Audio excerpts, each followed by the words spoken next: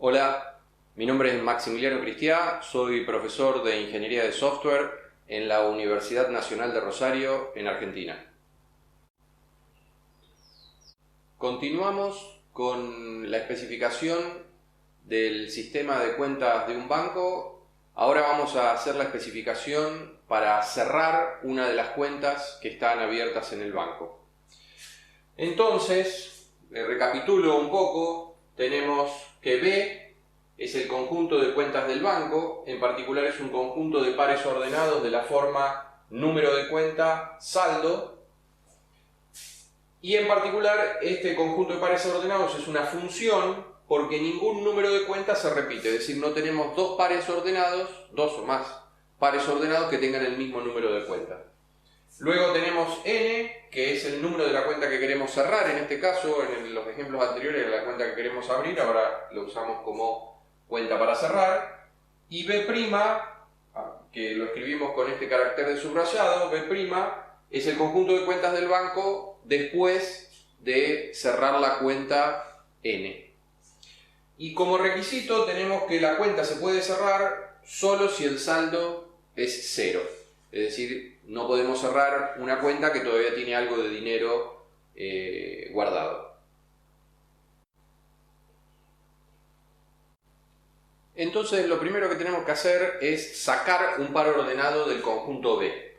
Básicamente tenemos que sacar el par ordenado n saldo, donde n, recuerden, es el parámetro para la cuenta que queremos sacar del banco, y saldo es el saldo que tiene esa cuenta en el banco en ese momento, que no sabemos cuál es porque no nos lo dan como un parámetro.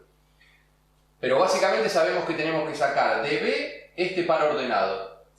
Entonces, el banco luego de sacar la cuenta tiene que ser igual al banco antes de sacar la cuenta menos este par ordenado. Lo que tenemos que hacer es lograr escribir toda esta parte más en matemática, más formalmente, para que sea realmente una especificación formal. Y lo tenemos que hacer utilizando alguna forma de la teoría de conjuntos.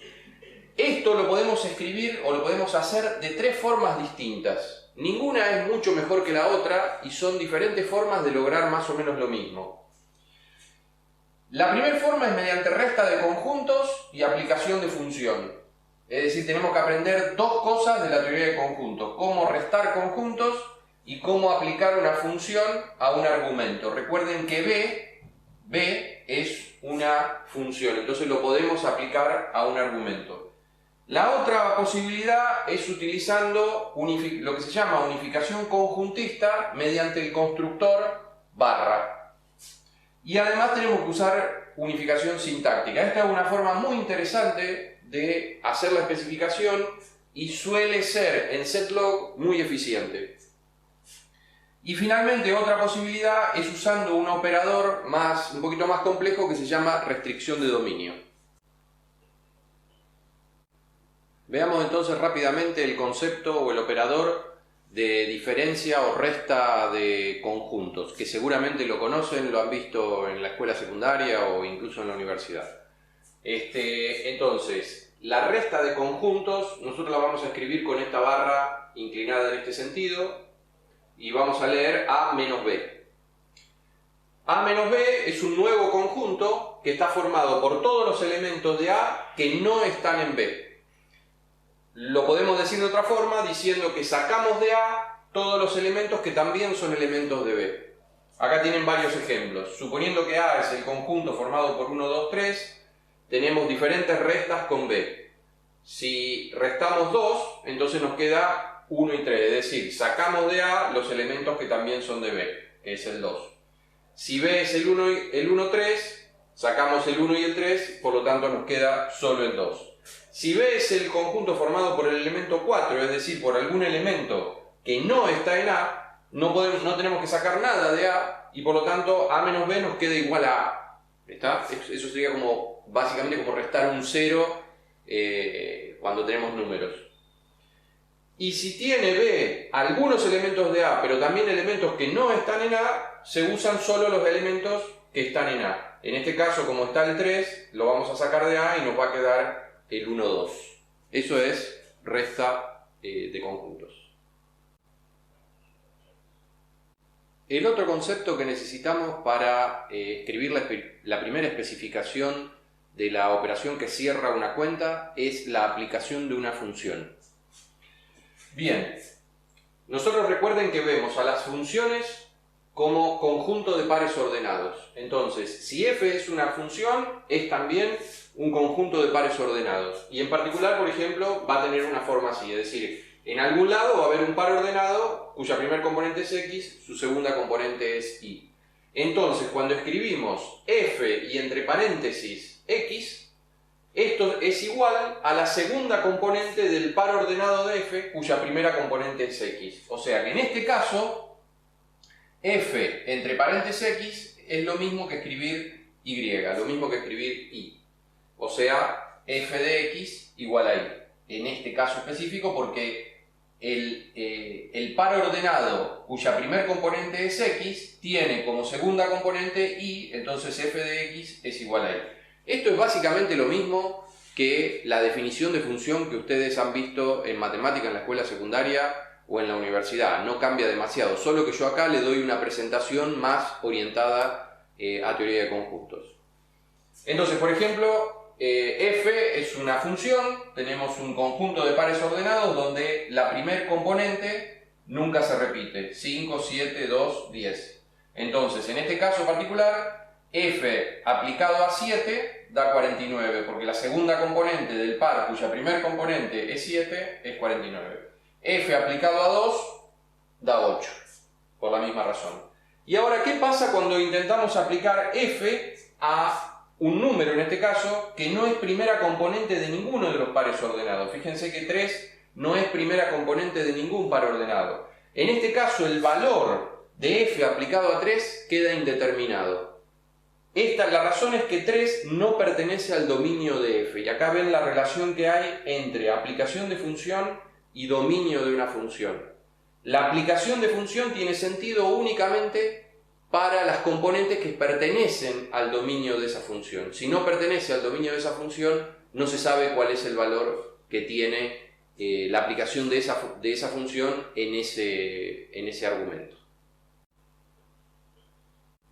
Veamos entonces la primera especificación para la operación que nos permite cerrar una cuenta del banco. En esta primera versión usamos resta de conjuntos y aplicación de función.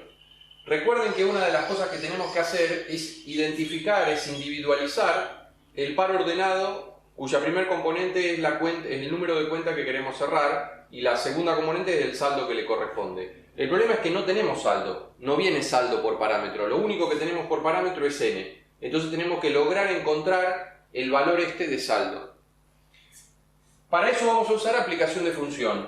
B es una función y en particular para cada número de cuenta nos da el saldo que le corresponde a esa cuenta. Por lo tanto, b aplicado a n es el saldo de la cuenta n. O sea que b aplicado a n es este saldo que nosotros queremos encontrar acá. De hecho, este b aplicado a n es la segunda componente del par ordenado cuya primer componente es n, que es lo que les expliqué anteriormente. Entonces, el par ordenado n saldo es en realidad n, b aplicado a n. Por lo tanto, la especificación de cerrar usando resta de conjunto y aplicación queda definida de esta forma. Primero tenemos que asegurarnos que n esté en el dominio de b, porque no podemos cerrar una cuenta que no existe. Y para saber si la cuenta existe o no, tiene que ser parte del dominio de b. En ese caso, cuando n pertenece al dominio de b, podemos aplicar b a n. Recuerden que si la primer componente no está en la función, no sabemos cuánto nos da el resultado. Pero ahora ya sabemos que está. Entonces, b aplicado a n queremos que sea 0. ¿Por qué? Porque solamente podemos cerrar cuentas que tengan saldo 0. Eso estaba al inicio del video. Cuando estas dos precondiciones, cuando estas dos condiciones se dan, cuando estas dos condiciones son verdaderas, entonces el estado del banco luego de cerrar la cuenta es igual al estado del banco antes de cerrar la cuenta menos este conjunto de acá. ¿Y este conjunto qué tiene? Tiene el par ordenado n, b aplicado a n. Es decir, el par ordenado que queremos eliminar. No podemos poner, después del operador de resta de conjuntos, no podemos poner solo el par ordenado, porque el operador de resta de conjunto actúa sobre dos conjuntos. Entonces tenemos que encerrar el par ordenado en llaves para indicar que es un conjunto, con lo cual ahora podemos aplicarlo sin problema. Esta es la primera especificación. Ahora les voy a mostrar cómo se escribe en setlog. La especificación escrita en setlog tiene la siguiente forma. Acá está la especificación que les había mostrado en la escena anterior, y acá está cómo se escribe en setlog. Recuerden que para poder escribir algo relativo al dominio de una función, primero tenemos que definir una variable que no esté usada, que capture esa idea, es decir, x es el dominio de b. Entonces, n perteneciente al dominio de b, como x es el dominio de b, se escribe n in x. Este in hace las veces de este operador escrito en forma matemática. Aquí se escribe con esta palabrita. Es todo escrito en minúsculas. Para escribir que la aplicación de b sobre n nos da 0, escribimos apply b n 0. Es decir, la aplicación no tiene esta forma en setlog, sino a través de un operador que llamamos el operador de apply, que es aplicar en inglés.